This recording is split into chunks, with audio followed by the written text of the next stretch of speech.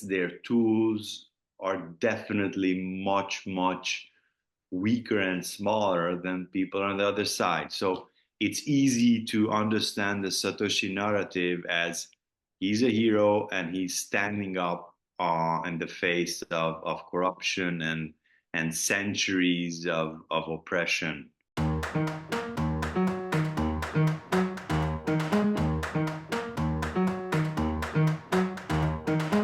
I'm a journalist. I'm a cryptocurrency journalist. The statue was my idea, but I did not do the statue itself. Ah, okay. How interesting. So you got someone to make it. Of course, two professional Hungarian sculptors created the statue. I had the idea, I had the basic idea, and I was the producer of the whole event and the whole process. So Oh, interesting. I managed from the idea to the day of erecting the statue. Okay, so um, how did your idea come to you? And what's your story and your involvement in Bitcoin that it has reached the stage where you My have this idea? Well, I've always been a journalist and I'm always worked also as an entrepreneur. We've done dating sites, online education sites, and all sorts of web-based stuff. And as a journalist, I got interested in Bitcoin around 2017. And I also invested, obviously, in all sorts of altcoins. I still have my portfolio, hoping for a big bull run this year or next year.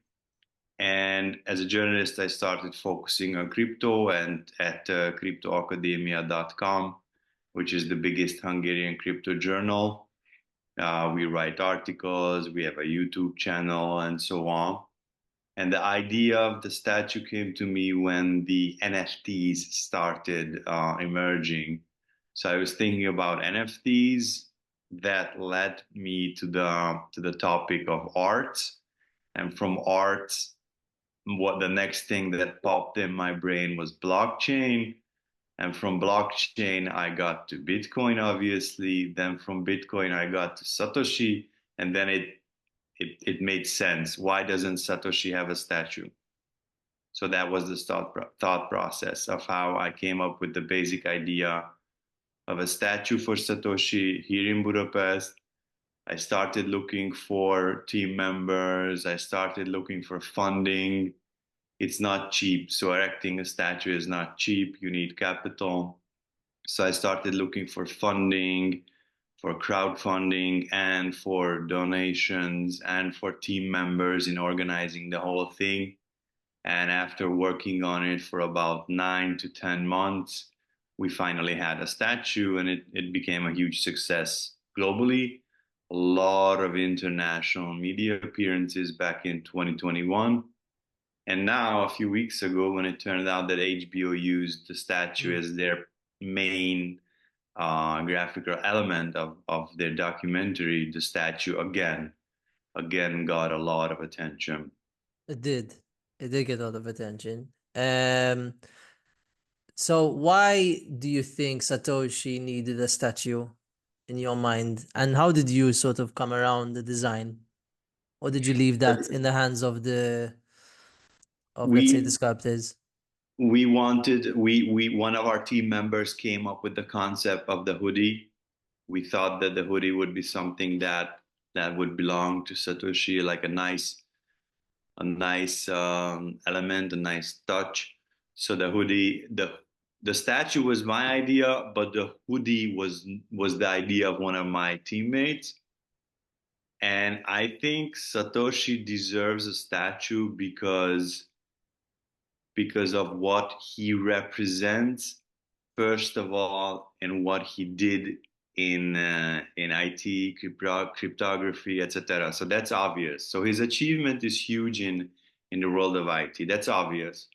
But the other thing is that his story, the narrative of Bitcoin and Satoshi definitely has sort of a hero figure. So on one side you have the establishment, the financial system, the banks, the stock markets, the politicians, and everything else. And the other side, you have people who are, well, maybe not completely powerless, but their assets, their tools are definitely much, much weaker and smaller than people on the other side. So it's easy to understand the Satoshi narrative as he's a hero and he's standing up in the face of corruption and centuries of oppression. And this might be a bit exaggerated, but Satoshi did refer to the 2008 crisis. And we know as a fact that there's tons of corruption, tons of really, really bad decisions that are really damaging our financial system. Something had to be done. Bitcoin is an answer. I don't know if Bitcoin is a solution, Bitcoin is a tool, Bitcoin is a message, if you will, to the establishment that we also have our own say and we also have our own ideas and we're not at your mercy, if you will. So, long story short, I think it's easy to understand Satoshi as a hero who stands up for all of us. Therefore, as every hero, he does deserve a statue. The That's that. statue. Yeah, exactly. Yeah, it's a good idea. And how was it received in Hungary? In How, Hungary, like, did they know who Satoshi was, or well, obviously for the Hungarian crypto community, they were very happy about it and very proud of it that it's here. And in the general public, the same. the same? People are the same, like, oh, what is bullshit? It's a scam. It's multi-level marketing, blah, blah, blah, blah, blah. So the community reacted very well, the crypto community, but the general public had the same, mostly negative opinion as people in the US or wherever. So there was nothing surprising in the general public's response to the statue. But it was good that they allowed you to put up the statue in the first place. The The government at least was receptive of the idea. No, the statue is on private property. And statues on private property. Yes, but it's a private property. It's a park. So the guy who did Graphisoft, that was the world's first ArchiCAD system, the first software for architects. I think even Steve Jobs invested back in the 80s. A Hungarian guy did it and he became crazy rich. So he purchased a huge piece of land in Budapest. He turned it into an office park. So it's a public park because it's so big that it functions as a public park, but in reality, it's private property. So we did not have to negotiate with Issues. municipalities. Yeah, we didn't. By the way, the government has minimal effect on the city of Budapest because the city of Budapest is an opposition city. But anyway, the point is the statue is on private property. Okay, I didn't know that. Now the statue is made out of bronze, correct? It has a face that you can reflects back at you, and Yes. the meaning behind that was that everybody is Satoshi. Yes, exactly. The face is polished. This technique leads to this shiny and reflective surface, which they did obviously only on the face. So if you stand right in front of the statue, you're going to see the reflection of your face. And yes, the thought behind this is that we are all Satoshi. Yeah. And do you think Satoshi himself has seen it? My my I'm way too small to know anything about Satoshi. I don't know if he's alive, and I don't know that if he is alive, would he be interested in the statue? I have no idea. But I would think that if he is alive, then I think he did receive information of the statue, but I don't think that he would visit it because for him, this wouldn't be. This is important for us, Yeah. people who are fans of his work, but I don't think he would visit this statue. I don't know. Yeah. So you have any theories about Satoshi, or let's say, do you think he was just never to be known? We'll never know. I'm not sure if the HBO documentary did a good job because Peter Todd, so the conclusion they had and the way they got to that conclusion was a bit questionable. And I'm surprised that they didn't mention a guy called Dave Kleiman.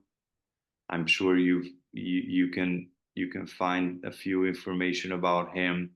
Dave Kleiman also worked with all of these people, and the the best expert that I was lucky enough to talk with said that their guess, and this is a guess, their guess would be that Satoshi was Dave Kleiman, even more so because in 2012 he died, and he was also a brilliant cryptographer, and he fits the profile in many ways.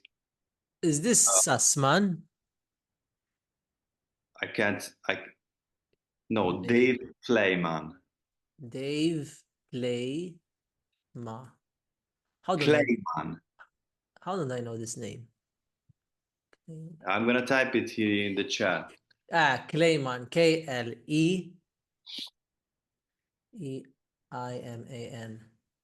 Yes. Interesting. Since this documentary, new names have come up for me.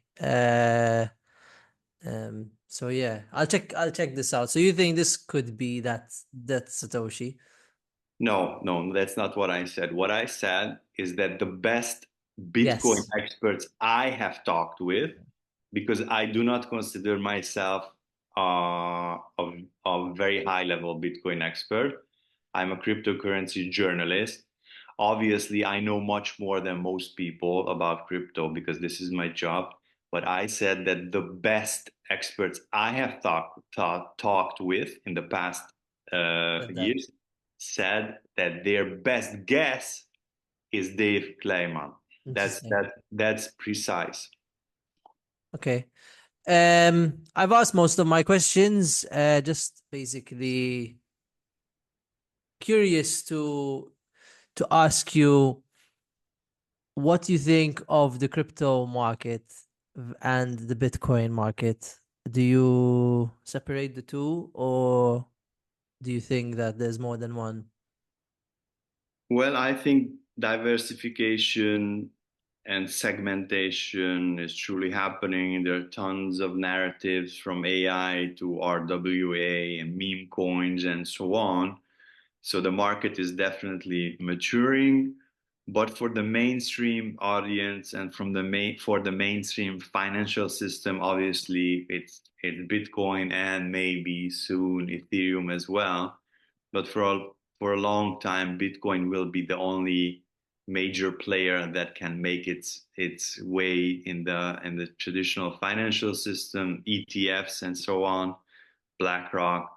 It's no wonder a lot of people say that BlackRock is becoming the marketing division of Bitcoin. It's true. It's a very nice narrative.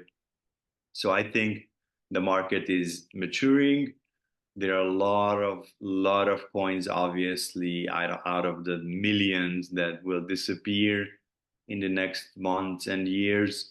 And I think that we are in a really good position for a nice bull run. According to what we have seen in previous cycles, this is the best time possible.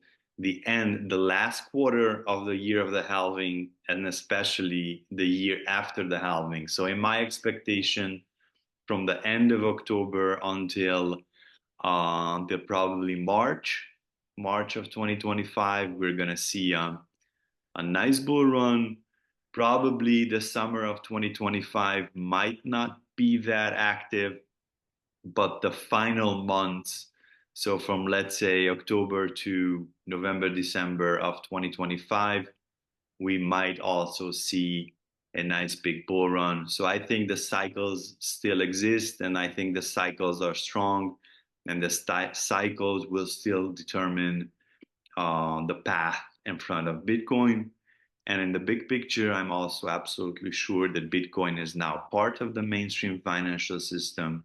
And I truly believe that Bitcoin has not an easy, but a more or less sure path towards 100K, then 500K, not in this cycle, definitely not in this cycle, but in the next 5 to 10 years, Bitcoin will reach 500K and then one day, maybe even $1 million per coin. So, long story short, I think the next few months are really promising. I believe we can touch 100K, maybe 100, 120K as well, who knows? And then at the end of 2025, this bull run might be over. This bull market might be over. And in the next 5 to 10 years, Bitcoin is going to keep growing. Yeah. So the year you're describing that we'll might have in 2025 is actually the same kind of year we just had in 2024. The what you, I'm sorry, I didn't understand the first part. So the price movement for 2025, you think it's going up, let's say to March, and then a cool off in summer, and then a final blow off Q4 of 2025. Yes, this is a realistic Yeah, scenario. I agree with that. It's what But I this, think as well. It's yes, similar but to what we just went through. yes, something very similar, but with higher tops. So I Yes, of believe we course. can reach Yeah. 110, maybe 120. I think reaching 190, 200, I think those are unrealistic. That's hopium. I don't think Bitcoin can reach $200,000, but I do think Bitcoin can reach 110, 120.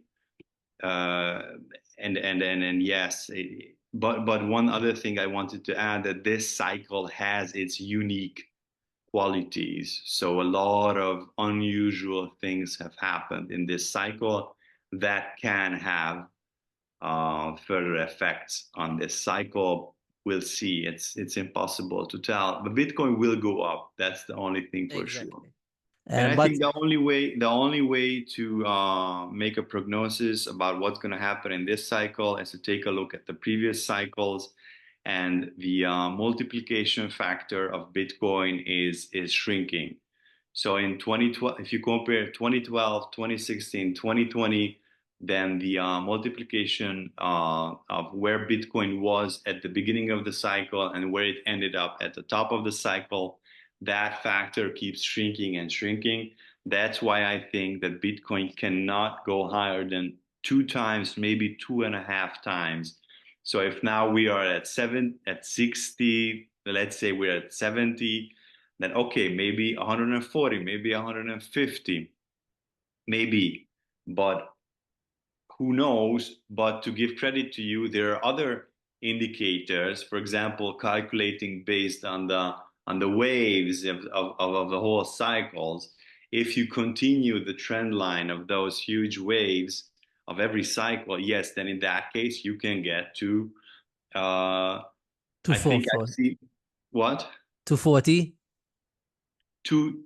close to 200, yeah, Yeah. or over 200. I mean So the power law is saying 200. Uh yes, but the stock to flow model, the Stock to power flow is law, saying about 600. it's not going to reach 600 in this I cycle. agree. I agree. It's not, I don't think it's gonna. I don't really subscribe to the plan B, actually. I think the power law is more of a conservative model. But then again, you really can't say, it can panic upwards as well, Of course. you know? Andras, thank you very much. Um, Other than that, well done. Like it's you made HBO. Thank you so much. Cool, man. Cool.